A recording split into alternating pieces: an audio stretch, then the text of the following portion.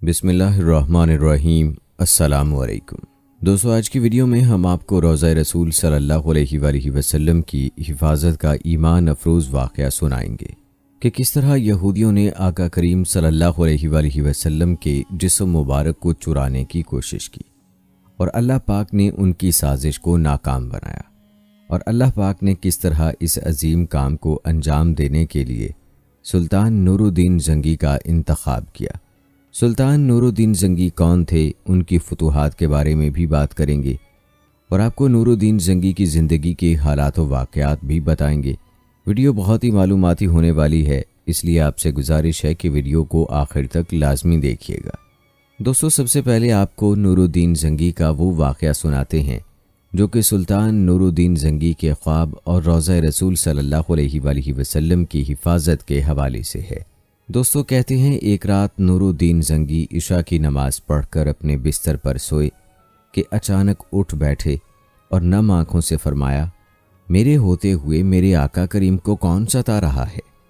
आप इस ख्वाब के बारे में सोच रहे थे जो मुसलसल 3 दिन से उन्हें आ रहा था और आज फिर चंद लम्हों कबल आया, जिसमें सरकार दो आलम सल्लल्लाहु अलैहि वसल्लम ने 2 अफराद की तरफ इशारा करके फरमाया कि ये मुझे सता रहे हैं। अब सुल्तान को करार कहाँ था। उन्होंने चंद साथी और सिपाही लेकर दमिश्क से मदीने जाने का इरादा फरमाया। दोस्तों, कहते हैं उस वक्त दमिश्क से मदीने का रास्ता 20-25 दिनों का था, मगर आपने बग़ैर आराम किए यह रास्ता 16 दिन में तय किया। मदीना पहुंचकर आप रहमतुल्लाह अलैह ने मदीना आने और जाने के तमाम रास्ते बंद करवा दिए और तमाम खास व आम को अपने साथ खाने पर बुलाया। अब लोग आ रहे थे और जा रहे थे, आप हर चेहरा देखते मगर आपको वो चेहरे नज़र ना आए।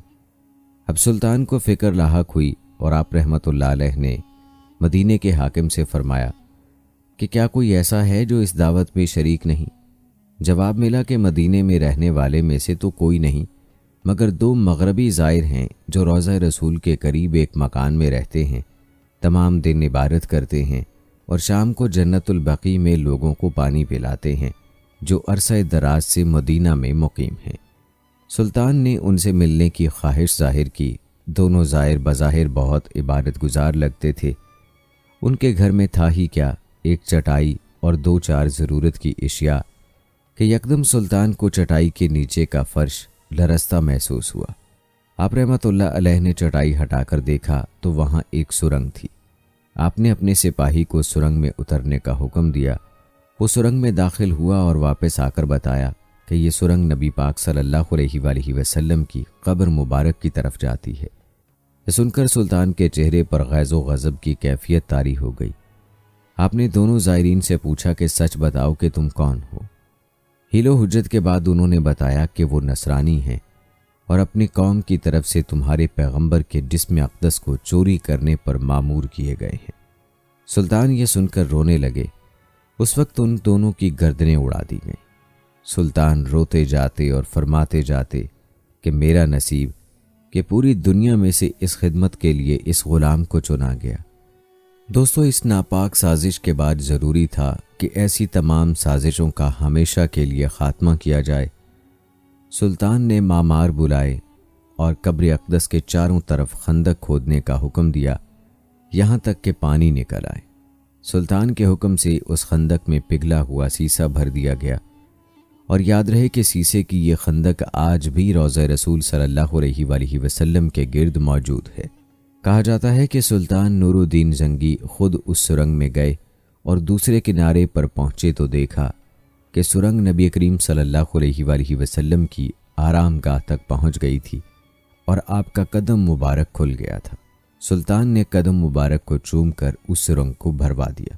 याद रहे कि यह वाक़या 557 हिजरी बामुताबिक 1162 ईस्वी का है। दोस्तों, कहते हैं कि सुल्तान नूरुद्दीन जंगी ने रोज़ा मुबारक के करीब एक चबूतरा भी बनवाया था कि उस पर उन कबूर की हिफाजत के लिए हर वक्त पासबान रहे। ये चबूतरा अब भी मौजूद है और बाब जिब्राइल से दाखिल होते ही दाएं जानिब है। बाज़ ज़ायरीन इसे मकाम सुफ़ा समझते हैं, हालांकि मकाम असहाब सुफ़ा मस्जिद नबी के अंदर था, जबकि चबूतरा उस वक्त की मस्जिद की 4 दीवारी से बाहर था। مقام اصحاب صفا کے تعین کے لیے استونہ عائشہ سے شمال کو چلیے، یعنی قبلہ کی سمت کے خلاف 5ویں ستون کے قریب مقام اصحاب صفا ہے، یا یہ کہ پرانے باب جبرائیل کے مقابل یہ مقام تھا۔ یاد رہے کہ وہاں اس وقت کوئی چبوترا نہیں۔ دوستو، یہ روایت بھی بتاتی ہے کہ رسول کریم صلی اللہ علیہ وآلہ وسلم اور ان کے صحابہ کرام رضوان اللہ اجمعین، حضرت ابو بکر صدیق، حضرت عمر رضی اللہ تعالی عنہ کی قبور کی بے حرمتی کرنے کی بھی کئی بار کوشش کی گئی۔ آپ تینوں مدینہ منورہ میں مسجد نبوی شریف میں دفن ہیں۔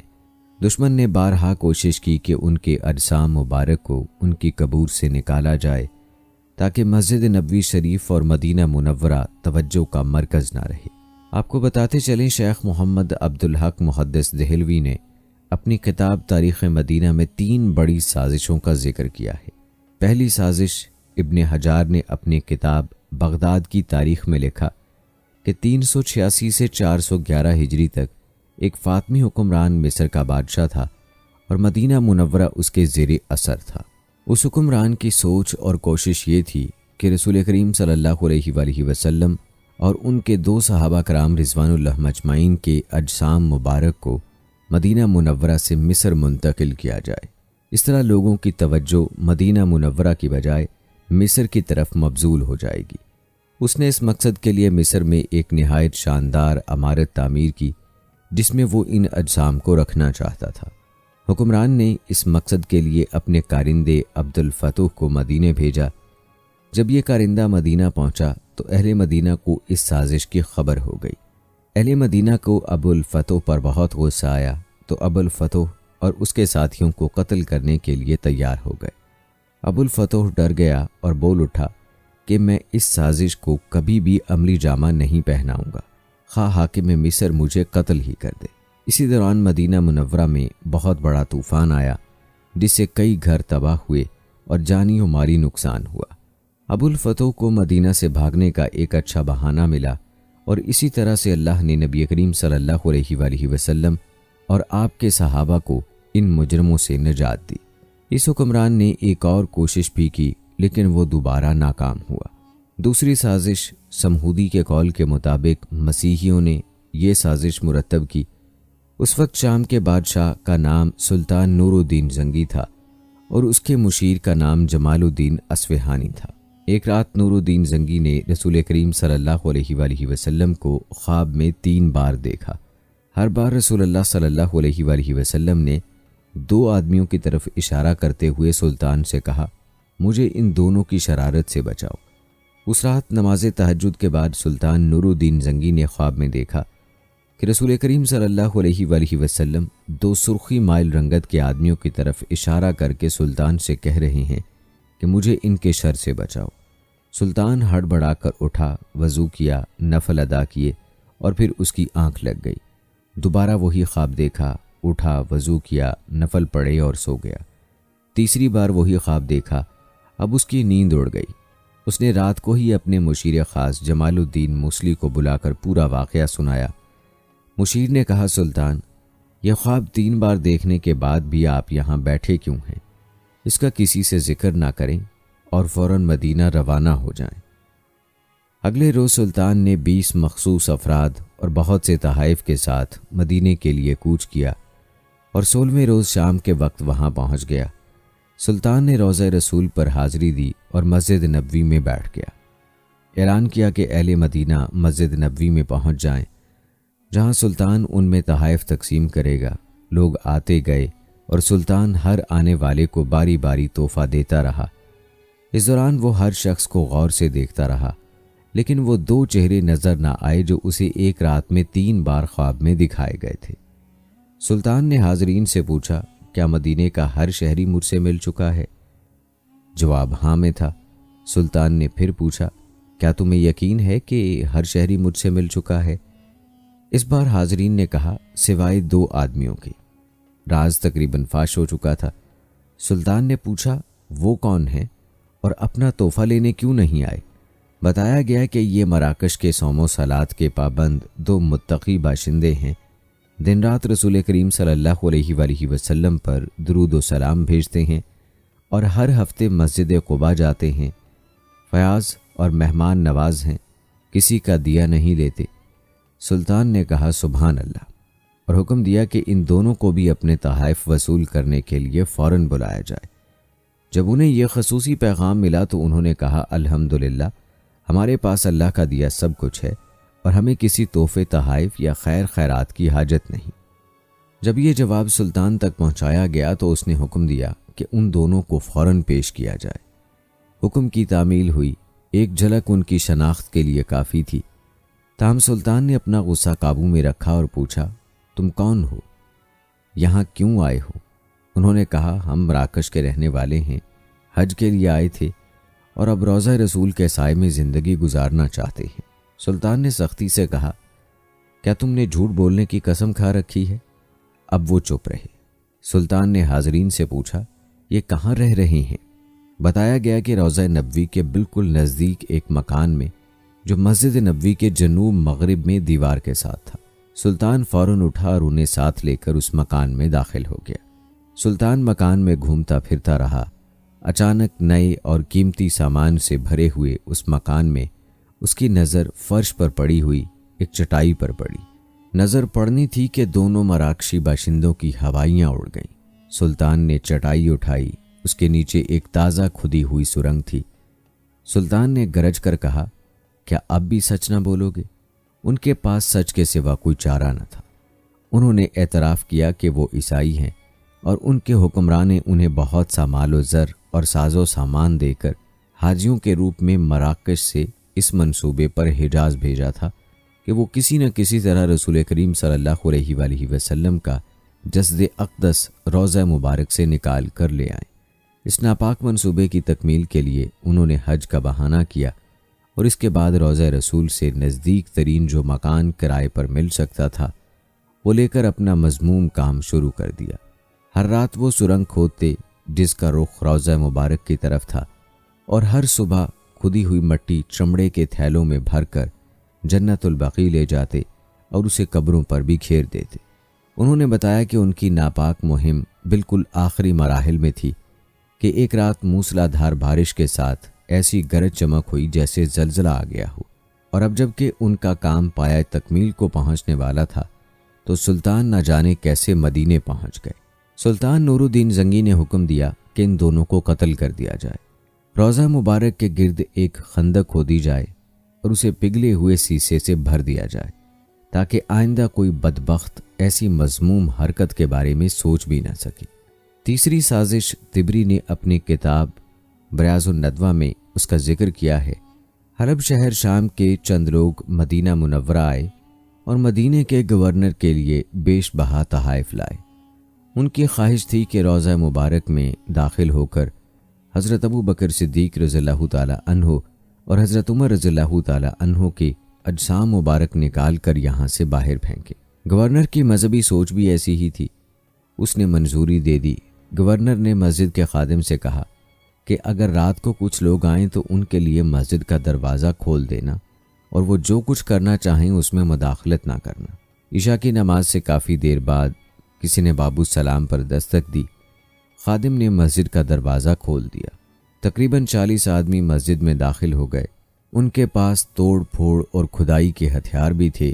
خادم سہم گیا اور ایک کونے میں دبک کر بیٹھ گیا۔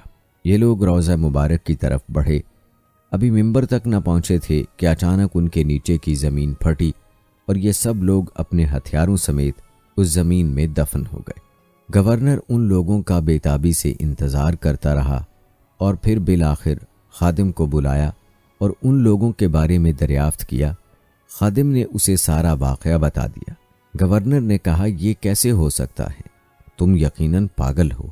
خادم نے گورنر کو دعوت دی کہ وہ اپنی آنکھوں سے موقع دیکھے۔ گورنر نے اس جگہ کی زمین کو دھنسا ہوا پایا تو خادم سے کہنے لگا تم اس معاملے کے بارے میں زبان نہ کھولنا ورنہ تمہارا میں سر اڑا دوں گا۔ سورہ انفال میں ہے اللہ کے دشمن اپنی عقل کی تدبیریں بناتے ہیں اور اللہ تعالیٰ بھی اپنی تدبیریں بناتے ہیں، یقیناً اللہ کی تدبیریں انسانی تدبیروں پر حاوی ہیں۔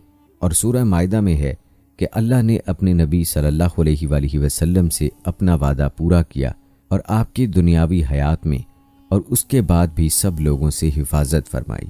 دوستو دعا ہے کہ اللہ سب مسلمانوں کی ان کے دشمنوں کے برے منصوبوں اور ذلیل سازشوں سے حفاظت فرمائے اور مسلمانوں کو اچھے اعمال کی توفیق دے تاکہ وہ رب العزت کی حفاظت کے مستحق بن جائیں۔ دوستو بات کرتے ہیں نور الدین زنگی کے بارے میں۔ خلفائے راشدین اور حضرت عمر بن عبدالعزیز رحمۃ اللہ علیہ کے بعد جن مسلمان حکمرانوں کی عظمت و کردار نے آسمان کی رفتوں کو چھو لیا، ان میں سلطان نور الدین زنگی کا نام امتیازی حیثیت رکھتا ہے۔ اس کی عظمت کا اس سے بڑھ کر اور کیا ثبوت ہوگا کہ ہر دور کے مورخ، دوست اور دشمن سبھی نے نور الدین زنگی کی شہرت عام کو ملحوظ خاطر رکھا۔ بعض مورخین نے خلفائے راشدین کے بعد تمام اسلامی حکمرانوں نے نور الدین زنگی کو سب سے بہتر قرار دیا۔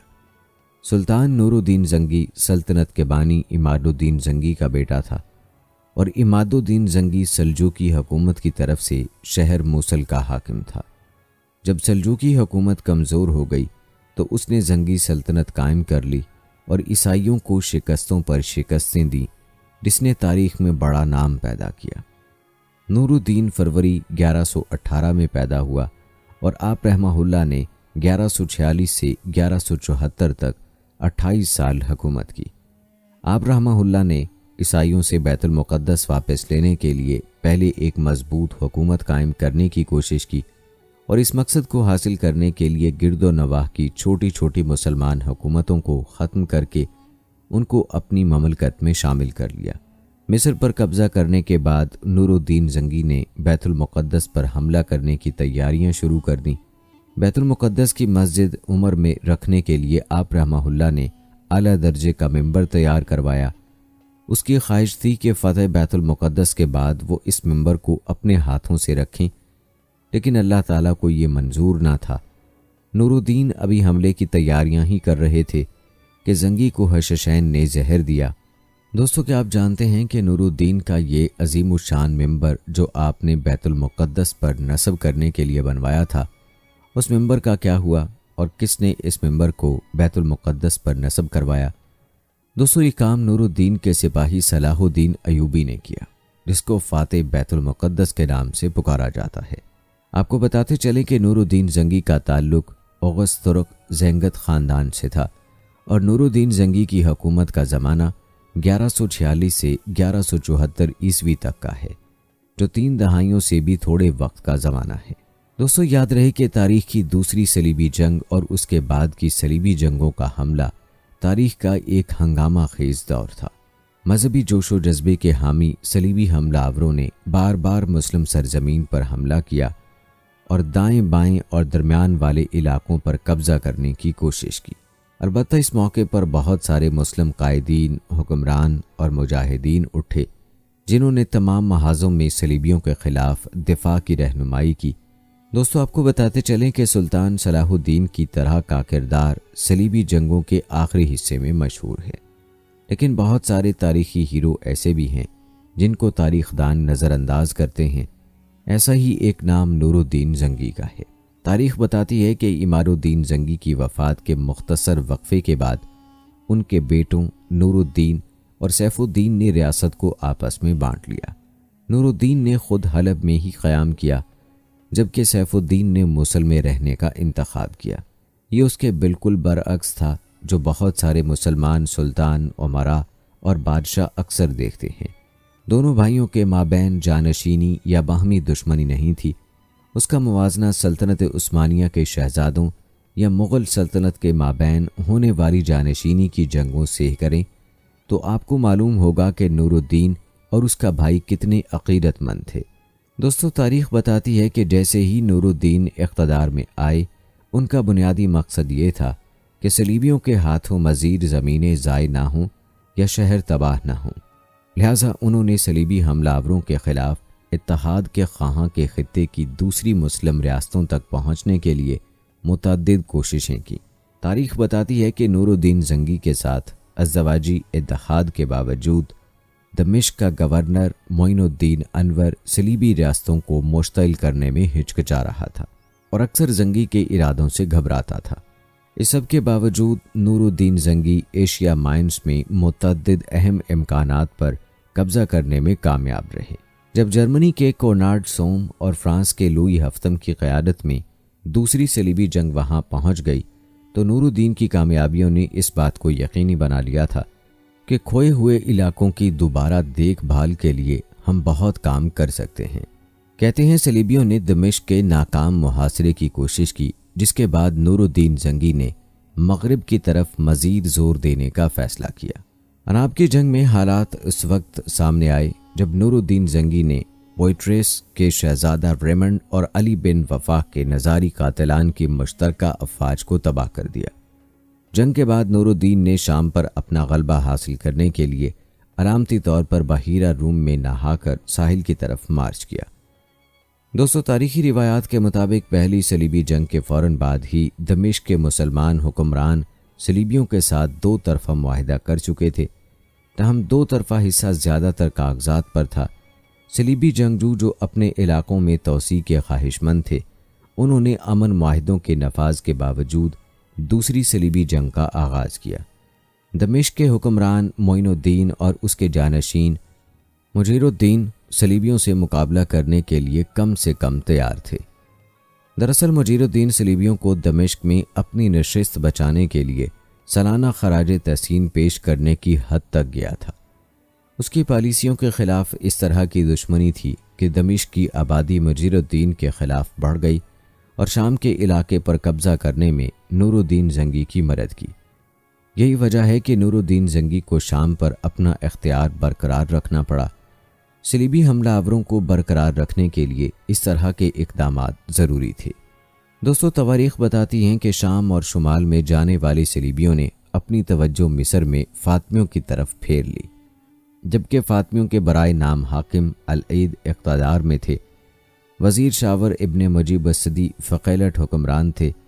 کہتے ہیں جب یروشلم کے بادشاہ امراک اول کی سربراہی میں صلیبی حملہ آوروں نے حملہ کیا تو فاطمی کمزور تھے، جو مصر جلدی سے گر گیا اور شاور نے مدد کے لیے نور الدین زنگی سے رابطہ کیا۔ نور الدین اپنی فوج مصر بھیجنے اور دمشق کو بے دفاع چھوڑنے کے بارے میں مطمئن نہیں تھے، لیکن اس کے بعد ان کے جنرل اسد الدین شیخ کو صلاح الدین ایوبی کے چچا نے بھی راضی کر لیا۔ دوستو، یاد رہے کہ دوسری صلیبی جنگ میں فتح کی بدولت ہی مسلمان تیسری صلیبی جنگ میں فتح یاب ہو کر بیت المقدس واپس لینے میں کامیاب ہوئے۔ اس زمانے میں مصر میں فاطمی حکومت قائم تھی، لیکن اب وہ بالکل کمزور ہو گئی تھی، اور مصر چونکہ فلسطین سے ملا ہوا تھا، اس لیے عیسائی اس پر اپنا قبضہ کرنا چاہتے تھے۔ یہ دیکھ کر نور الدین نے ایک فوج بھیج کر 564 عیسوی میں مصر پر بھی قبضہ کر لیا اور فاطمی حکومت کا خاتمہ کر دیا۔ اپنے 28 سالہ دور اقتدار میں نور الدین زنگی نے نہ صرف دمشق پر قبضہ کیا بلکہ مستقبل میں صلاح الدین ایوبی کو ملنے والی کامیابیوں کی بنیاد رکھی۔ اس وقت صلاح الدین ایوبی مصر میں نور الدین زنگی کی فوج کے کمانڈر تھے، اور پھر اپنے رہنما کے انتقال کے بعد 1187 عیسوی میں انہوں نے بیت المقدس کو آزاد کرایا اور ایوبی عہد کی بنیاد رکھی۔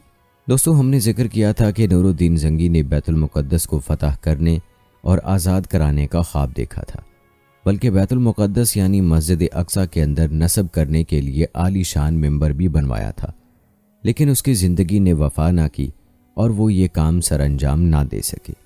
آئیے آپ کو بتاتے ہیں کہ نور الدین زنگی کا بنوایا ہوا ممبر بیت المقدس میں کس نے نصب کرایا۔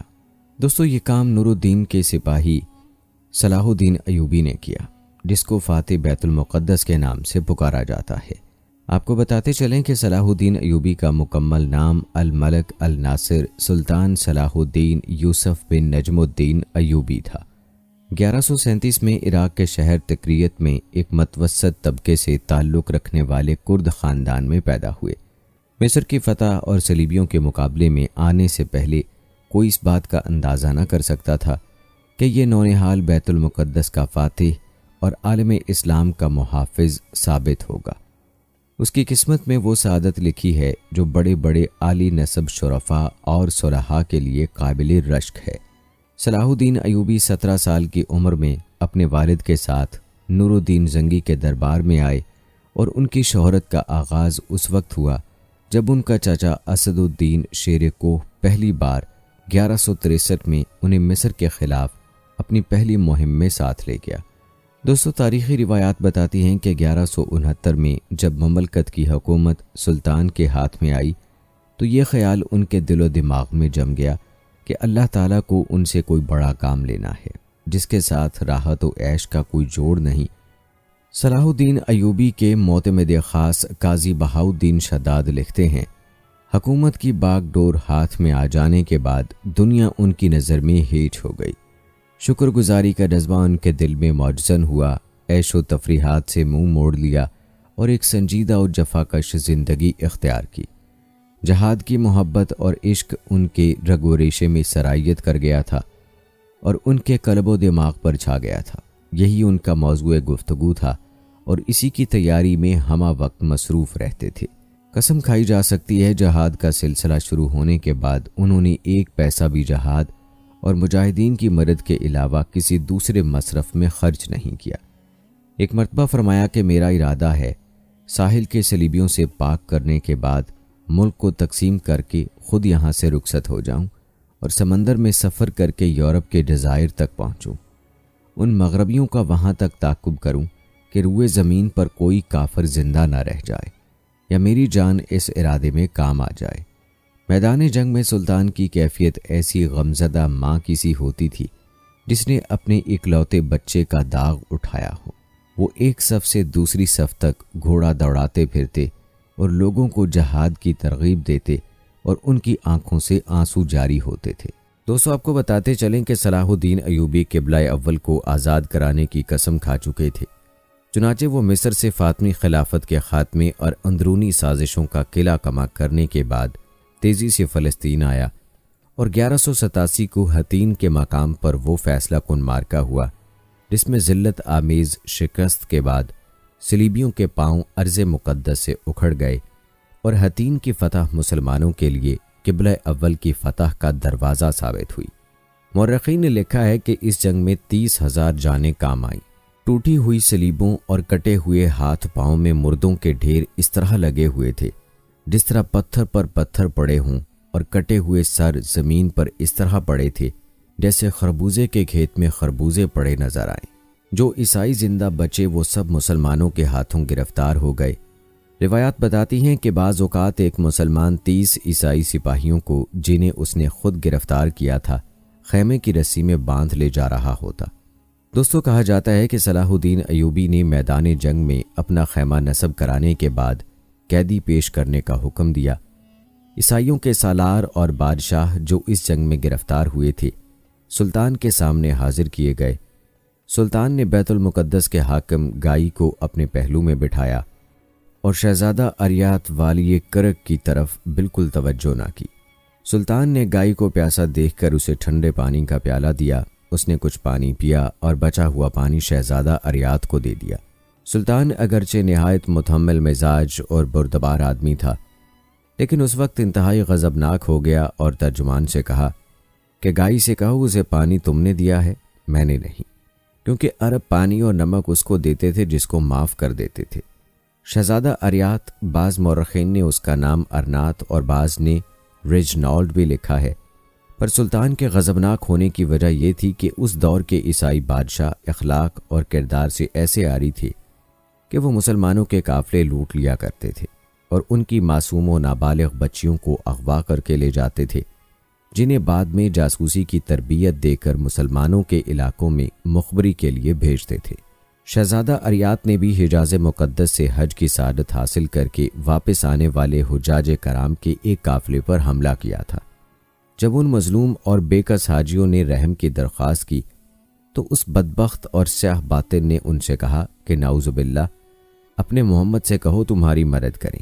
جب سلطان ایوبی کو اس بات کا علم ہوا تو اس نے منت مانی کہ اگر یہ گستاخ اس کے ہاتھ آ گیا تو اسے اپنے ہاتھوں سے قتل کرے گا۔ دوستو، تاریخ بتاتی ہے کہ حطین کی فتح کے بعد جلد ہی وہ گھڑی بھی آ گئی جس کی سلطان کو بے حد آرزو تھی، یعنی بیت المقدس کی فتح۔ کہا جاتا ہے کہ صلاح الدین ایوبی کو بیت المقدس کی ایسی فکر تھی اور اس کے دل پر ایسا بوجھ تھا کہ پہاڑ اس کے متحمل نہیں تھے۔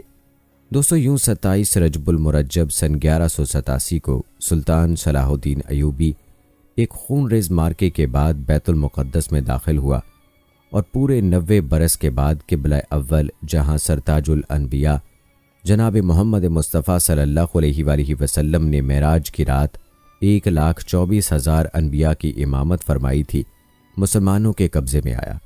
یہ بھی ایک عجیب اتفاق ہے کہ صلاح الدین ایوبی اسی تاریخ کو مسجد اقصیٰ میں داخل ہوا جس تاریخ کو سیدنا محمد مصطفیٰ صلی اللہ علیہ وآلہ وسلم مسجد اقصیٰ سے معراج کے لیے تشریف لے گئے تھے۔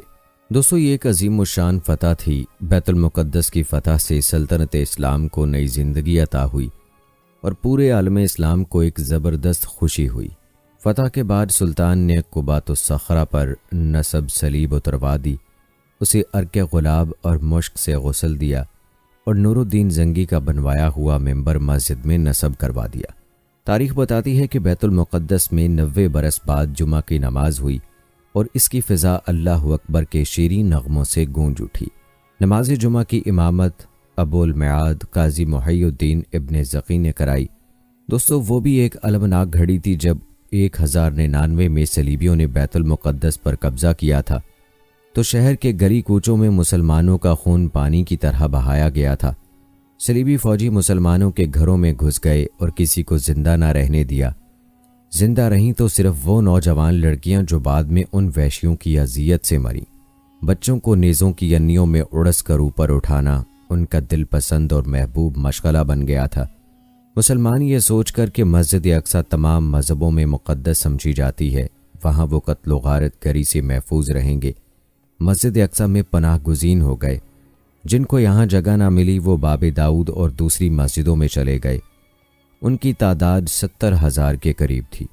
صلیبی جو مسجد اقصیٰ کو اپنی عبادت گاہ اور مقدس مقام کہتے تھے، انہوں نے اس کے تقدس اور احترام کا ذرا بھی خیال نہ کیا اور ان مقامات پر مسلمانوں کا اتنا خون بہایا کہ مسجد اقصیٰ، باب داؤد اور تمام مساجد نہتے اور بے گناہ شہریوں کی لاشوں سے بھر گئی۔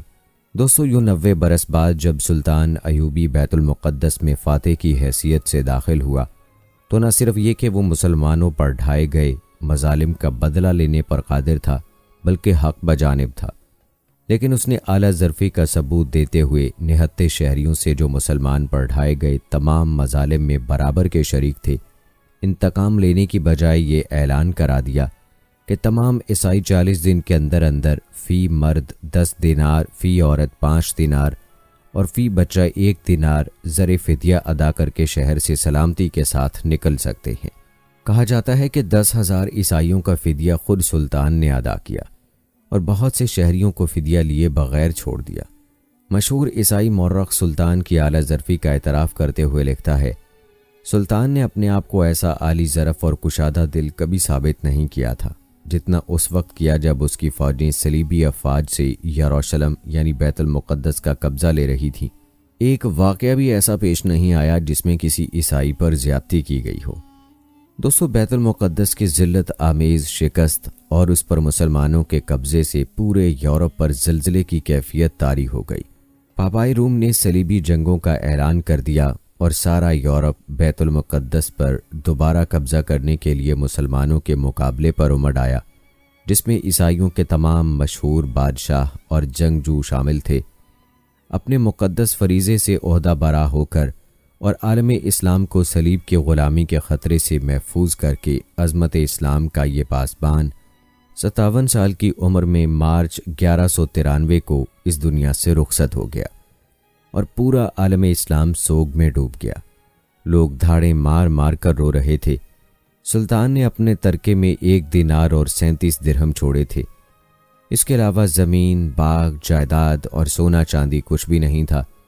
تجہیز و تکفین کا سارا انتظام قاضی الفاضل نے کیا۔ قاضی الفاضل محی الدین ابن زکی نے نماز جنازہ پڑھائی اور آپ کے جسد خاکی کے قلعہ کو منصورہ دمشق میں سپرد خاک کر دیا گیا۔ صلاح الدین ایوبی کا نام آج بھی اسلامی دنیا میں عزت و احترام کے ساتھ لیا جاتا ہے، مگر آج عالم عرب کی نا اتفاقی اور طوائف الملوکی کی وجہ سے مسجد اقصیٰ پر یہودی قابض ہو چکے ہیں۔ پون صدی سے مسجد اقصیٰ یہود کے قبضے میں حسرت و یاس اور غم و اندوہ کی تصویر بنی 57 اسلامی ممالک کے سربراہان مملکت اور 1.5 ارب مسلمانوں سے ان کی غیرت پر سوال اٹھا رہی ہے۔ دوستو ہم بات کر رہے تھے اس ممبر کی جو سلطان نور الدین زنگی نے مسجد اقصی کے لیے بنوایا تھا، لیکن نصب کرانے سے پہلے اس دار فانی سے رخصت ہو گئے تھے، اور یہ ممبر صلاح الدین ایوبی نے ان کے بعد مسجد اقصی میں نصب کر کے ان کی خواہش کو پورا کیا۔ دوستو کہا جاتا ہے کہ نور الدین زنگی بہادری میں اپنے باپ کی طرح تھے۔ ایک مرتبہ جنگ میں اپنے دشمنوں کی صف میں بار بار گھستے دیکھ کر اس کے ایک مصاحب قطب الدین نے کہا، اے ہمارے بادشاہ، اپنے آپ کو امتحان میں نہ ڈالیے، اگر آپ مارے گئے تو دشمن اس ملک کو فتح کر لیں گے اور مسلمانوں کی حالت تباہ ہو جائے گی۔ سلطان نور الدین زنگی نے یہ بات سنی تو اس بات پر بہت ناراض ہوئے اور کہا، قطب الدین، زبان کو روکو، تم اللہ کے حضور گستاخی کر رہے ہو۔ مجھ سے پہلے اس دین اور ملک کا محافظ اللہ کے سوا کون تھا؟ میں نہیں ہوں گا، تو اللہ کسی اور کو یہ ذمہ داری سونپ دے گا۔ دوستو تاریخ بتاتی ہے کہ نور الدین زنگی نے شریعت کی خود پابندی کی اور اپنے ساتھیوں کو بھی پابند بنایا۔ انہیں دیکھ کر دوسروں نے تقلید کی، جس کی وجہ سے عوام میں اسلام پر عمل کرنے کا جذبہ پیدا ہو گیا اور لوگ خلاف شرع کاموں کے ذکر سے بھی شرمانے لگے۔ یاد رہے کہ سلطان نور الدین زنگی صرف ایک فاتح نہیں تھا، بلکہ ایک شفیق، حکمران اور علم پرور بادشاہ تھا۔ اس نے سلطنت میں مدرسوں اور اسپتالوں کا جال بچھا دیا۔ اس کے انصاف کے قصے دور دور تک مشہور تھے۔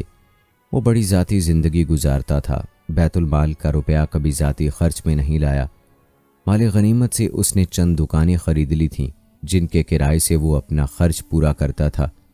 اس نے اپنے لیے بڑے بڑے محل تعمیر نہیں کیے، بلکہ بیت المال کا روپیہ مدرسوں، شفاخانوں اور مسافر خانوں کے قائم کرنے اور رفاع عامہ کے دیگر کاموں میں صرف کرتا۔ دمشق میں اس نے ایک شاندار شفاخانہ قائم کیا تھا، جس کی مثال دنیا میں نہیں ملتی۔ اس میں مریضوں کو دوا بھی مفت دی جاتی تھی اور کھانے اور رہنے کا خرچ بھی حکومت کی طرف سے ادا کیا جاتا تھا۔ کہتے ہیں سلطان نور الدین زنگی نے تمام ناجائز ٹیکس موقوف کر دیے تھے۔ وہ مظلوموں کی شکایت خود سنتا اور اس کی تفتیش کرتا تھا۔ دوستو نور الدین کی انہی خوبیوں اور کارناموں کی وجہ سے اس زمانے کے ایک مورخ ابن اسیر نے لکھا ہے کہ میں نے اسلامی عہد کے حکمرانوں سے لے کر اس وقت تک کے تمام بادشاہوں کی تاریخ کا مطالعہ کیا، لیکن خلفائے راشدین اور عمر بن عبدالعزیز رحمہ اللہ کے سوا سلطان نور الدین زنگی سے زیادہ بہتر فرمانروا میری نظر سے نہیں گزرا۔ دوستو جہاں تک بات ہے سلطان نور الدین زنگی کی وفات کی، تو کہا جاتا ہے کہ سلطان نور الدین زنگی ابھی بیت المقدس پر حملے کی تیاریاں ہی کر رہا تھا کہ سلطان کو حششین نے زہر دے دیا، جس سے ان کے گلے میں سوزش پیدا ہو گئی، جو کہ ان کی موت کا باعث بنی، اور 15 مئی 1174 کو ان کا انتقال ہو گیا۔ انتقال کے وقت نور الدین زنگی کی عمر 58 سال تھی۔ اللہ تعالیٰ سے دعا ہے کہ اللہ تعالیٰ سلطان نور الدین زنگی کی قبر پر اربوں خربوں رحمت نازل فرمائے، آمین۔ دوستو آج بھی سرزمین بیت المقدس کسی نور الدین زنگی اور صلاح الدین ایوبی کے انتظار میں ہے، لیکن سوچنے کی بات ہے کہ آج کی مائیں نور الدین زنگی کیوں پیدا نہیں کر رہی؟ ہماری نسل سے جذبہ ایمان اور جذبہ جہاد کیوں ختم ہو گیا ہے؟ اس حوالے سے ایک استاد اور شاگرد کی کہانی آپ کو بتاتے ہیں، جو اس طرف اشارہ کرتی ہے کہ کوتاہی کہاں پر ہے۔ دوستو یہ استاد بتاتا ہے کہ یہ 6 یا 7ویں جماعت کا کمرہ تھا اور میں کسی اور ٹیچر کی جگہ کلاس لینے چلا گیا۔ تھکن کے باوجود کامیابی کے موضوع پر طلباء کو لیکچر دیا اور پھر ہر ایک سے سوال کیا، ہاں جی تم نے کیا بننا ہے؟ ہاں جی آپ کیا بنو گے؟ ہاں جی آپ کا کیا ارادہ ہے؟ کیا منزل ہے؟ سب طلباء کے ملتے جلتے جواب، ڈاکٹر، انجینئر، پولیس، فوجی، بزنس مین۔ لیکن ایسے لیکچر کے بعد یہ میرا روٹین کا سوال تھا، جو بچوں کی روٹین کے جواب، جن کو سننا کانوں کو بھلا اور دل کو خوشگوار لگتا تھا، لیکن ایک جواب آج بھی دوبارہ سننے کو نہ ملا۔ کان تو اس کو سننے کے متلاشی تھے ہی، مگر روح بھی بے چین تھی۔ اینک لگائے بیٹھا خاموش گمسم بچہ، جس کو میں نے بلند آواز سے پکار کر اس کی سوچوں کا تسلسل توڑا۔ ہیلو، ارے میرے شہزادے، آپ نے کیا بننا ہے؟ آپ بھی بتا دو، کیا آپ مجھ سے ناراض ہیں؟ بچہ آہستہ سے کھڑا ہوا اور کہا، سر میں نور الدین زنگی بنوں گا۔ میری حیرت کی انتہا نہ رہی اور کلاس کے دیگر بچے ہنسنے لگے۔ اس کی آواز گویا میرا کلیجہ چیر گئی ہو، روح میں ارتعاش پیدا کر دیا۔ پھر پوچھا، بیٹا آپ کیا بنو گے؟ सर मैं नूरुद्दीन जंगी बादशाह बनूंगा। उधर उसका जवाब देना था, उधर मेरी रूह बेचैन हो गई। जैसे इसी जज्बे की, इसी आवाज़ की तलाश में इस शोबा तदरीस को अपनाया हूँ। बेटा आप डॉक्टर, फौजी या इंजीनियर क्यों नहीं बनोगे? सर अम्मी ने बताया है कि अगर मैं नूरुद्दीन जंगी बनूंगा तो मुझे नबी पाक सल्लल्लाहु अलैहि वसल्लम का दीदार होगा। दोस्तों असल बात यह है कि आज माओ ने नूरुद्दीन जंगी पैदा करने छोड़ दिए हैं और असातिज़ा ने नूरुद्दीन जंगी बनाना छोड़ दिए हैं। सलाम है उस माँ को जिसने अपने बेटे को नूरुद्दीन जंगी का तारुफ करवाया होगा, जिसका तज़किरा आपने मुलाहिज़ा किया और जिसके ख्वाब का वाक़या और रोज़ा रसूल सल्लल्लाहु अलैहि वसल्लम की हिफाजत का वाक़या आपने भी सुना। लेकिन आया इन वाक़यात को सुनकर हमारे अंदर भी कोई जज्बा बेदार हुआ है? दोस्तों आज मुसलमानों के घरों में टीवी और मोबाइल का राज है, और टीवी और मोबाइल पर किसका राज है ये आप बेहतर जानते हैं। आज मुसलमानों के घरों में इस्लाम के और इस्लामी तारीख़ के हीरोज़ के तज़किरे ना होने की वजह से हमारी नौजवान नस्ल अपनी तारीख़ से नावाकिफ़ है। इस्लामी हीरोज़ के बारे में ये लोग कुछ भी नहीं जानते। तो ख़ुद ही सोच लें कि जब हमारी नस्ल अपनी तारीख़ से वाकिफ़ नहीं होगी तो फिर वो अपने इस्लामी हीरोज़ की पैरवी कैसे करेगी? फिर उनके अंदर उन जैसा जज्बा कैसे पैदा होगा? ये बच्चा जिसने उस्ताद को नूरुद्दीन जंगी बनने का कहा, यकीनन उस माँ की उसको इस्लाम के हीरोज़ की कहानियाँ सुनाती होगी, जिनको सुनकर उसका ये जज्बा बना। खुदारा अपने बच्चों को इस्लाम के बारे में बताएं, इस्लामी हीरोज़ के बारे में बताएं, इस्लामी तारीख़ के बारे में बताएं। फ़लस्तीन क्या है, बैतुल मुक़द्दस क्या है, मस्जिद अक़सा क्या है, उनकी मुसलमानों के लिए क्या अहमियत है, ये सब अपने बच्चों को बताएंगे। बैतुल मुक़द्दस और मस्जिद अक़सा को लेकर आने वाले हालात क्या होंगे, उनमें मुसलमानों को क्या किरदार अदा करना चाहिए।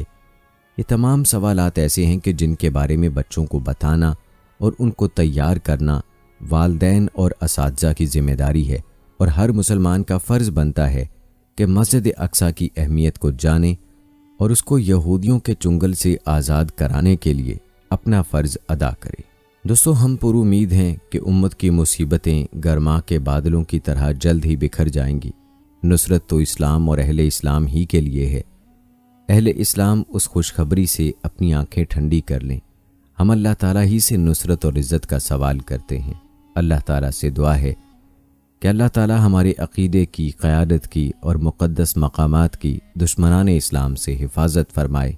दोस्तों अल्लाह ताला का फरमान है, अल्लाह ज़रूर उन लोगों की मदद करेगा जो उसके दीन की मदद करेंगे। अल्लाह बड़ा ताकतवर और ज़बरदस्त है। ये वो लोग हैं जिन्हें अगर हम ज़मीन में इक़्तिदार बख्शें तो वो नमाज कायम करेंगे, ज़कात देंगे, नेकी का हुक्म देंगे और बुराई से मना करेंगे, और तमाम मामलात का अंजाम कार अल्लाह के हाथ में है। दोस्तों तमाम अहले इस्लाम का फ़र्ज़ है कि मस्जिद अक़सा और फ़लस्तीन में अपने भाइयों की हर तरह से मदद की कोशिश करें और उनके लिए नुसरत और साबित कदमी की दुआ करें। ये उस नबी का पहला क़िबला है कि जिसके दीन के बाद पिछले तमाम अदियान ख़त्म हो गए, उसमें सरकश शेर बन गया है। वो अपने दिल में दुश्मनी और अदावत लिए हुए है और उसका सीना हसद से खौल रहा है। जब अक्सा दर्द भरी नज़रें लिए इधर उधर देख रही है, उसका सिहन झुलस रहा है। ए बैतुल मुक़द्दस सब्र कर, आपकी नुसरत आने वाली है। ए कुर्बानियों के शहर, चोर हमेशा बुज़दिल ही होता है। अल्लाह ताला से दुआ है कि अल्लाह ताला अहले कुद्स की काविशों को बाबरकत बनाए, उनकी मुरादें पूरी फरमाए। बेशक तू रहीम और करीम है और हम तुझसे ही रहम व करम का सवाल करते हैं। दोस्तों ये थी हमारी आज की वीडियो। उम्मीद करते हैं कि आपको पसंद आई होगी।